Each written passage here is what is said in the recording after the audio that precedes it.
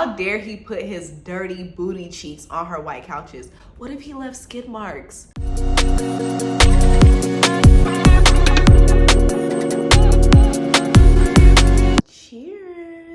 Hello, babies. So I'm not like a huge liquor person, but I found this like cosmopolitan wine cocktail. It's by Muddle and Spear, which is so appropriate for our chat today because I've been rewatching Sex and the City. I probably watched Sex and the City. I mean, definitely more than the average woman, but definitely also above the average woman because it's really my comfort show. Let me put it this way. I would literally rather watch Sex and the City 10 times a year than probably watch any new show that's out right now. It's because it's this show that like follows 4 beautiful, successful, intelligent, creative women who are chasing their dreams, or chasing their passions. They're fun, they're flirty. But by the time I get to like seasons 4 and 5, I kind of start to tap out a little bit because it evolves from like this romantic, flirty show. But by the end, it was giving like compromise and conformity. For example, when we first meet Carrie, she's like in her little black dress. She's sexy. She has that bob that I just love. And she runs into Big. You know how that goes, right? Like by the end, she ends up with this man who literally runs her into the ground, but she still ends up marrying him in the end. I mean, granted, the man was like basically a billionaire. So then you ask, like, did she settle for the fantasy? Did she settle for the drama? Or did she just settle for the man who finally chose her? And then we look at Miranda, right? Like when we first meet Miranda, she's like really independent. She's a little bit like pessimistic about men, a little bit of a cynic when it comes to men, but she's independent, she's powerful, like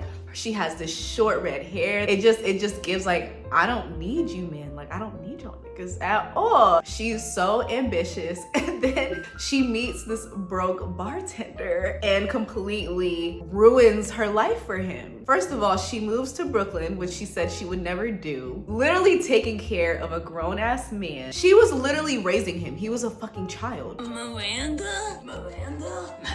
And then to top it all off, he cheated on her. And then we look at Charlotte. Oh my God.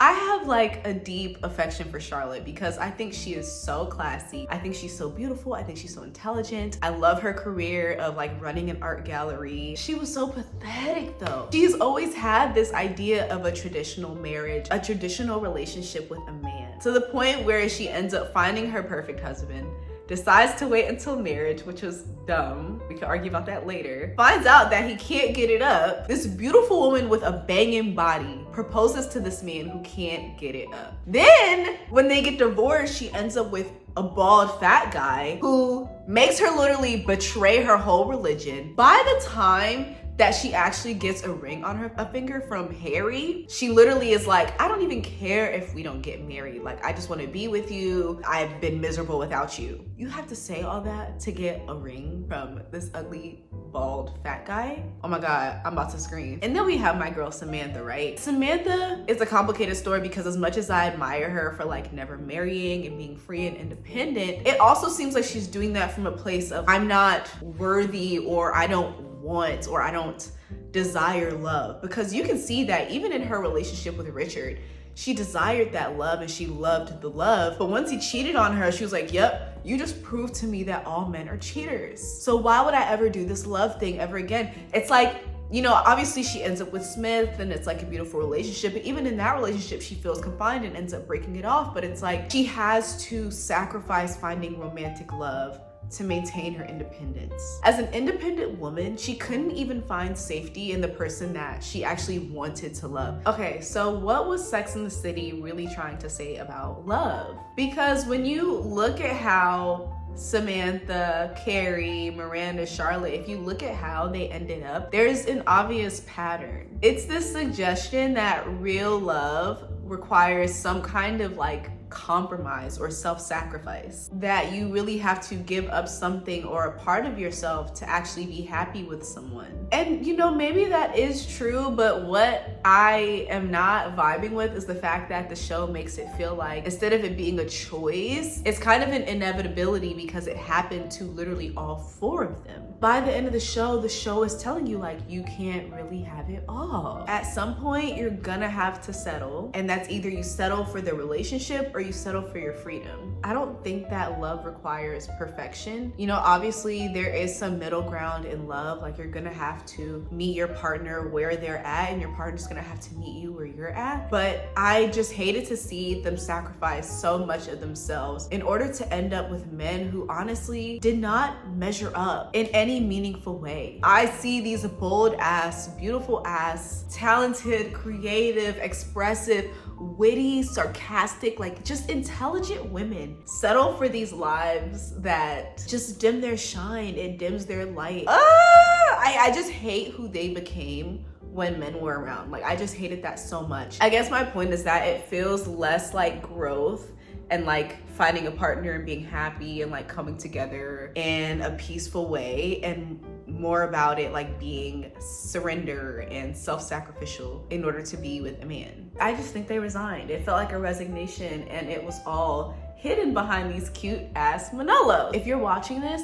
and you feel like you want to comment, oh my God, but love is compromise. Love is compromise. Real relationships aren't going to be glamorous and perfect 24/7. That is fine. I agree with you. But my issue is that the compromise never felt mutual. Because what did Harry have to do to actually pull Charlotte? How dare he put his dirty booty cheeks on her white couches? What if he left skid marks? Big didn't change anything. He was really just like, here, damn, take this ring, like, stupid. Here, damn. The point is that I feel like the show started out by telling us that women could make their own rules, that you could find soulmates in your friendships. But by the end, it was like, JK, like, you need to find yourself a man before you're not desirable anymore. Even Samantha used to be so conscious of her age. Girl, you're like 40 years old and you're hot. Like, why not lean into that? Like, I'm a hot 40-year-old, like, y'all not touching me. Like, there was so much shame behind it, and I hate that so much. In my brain, I just feel like love should feel like coming home. It shouldn't feel like you have to negotiate with your joy to stay in a relationship with a man. You shouldn't have to settle. You shouldn't have to self-sacrifice. You should be able to show up in a relationship and be just as ambitious, just as easygoing, just as fun as you would be if you were not with a man. I just feel like not settling feels like being able to show up in a relationship and feel good and still feel like an individual and still be able to pursue your dreams and still be flirty and fun and happy and make jokes and be who you really want to be on the inside.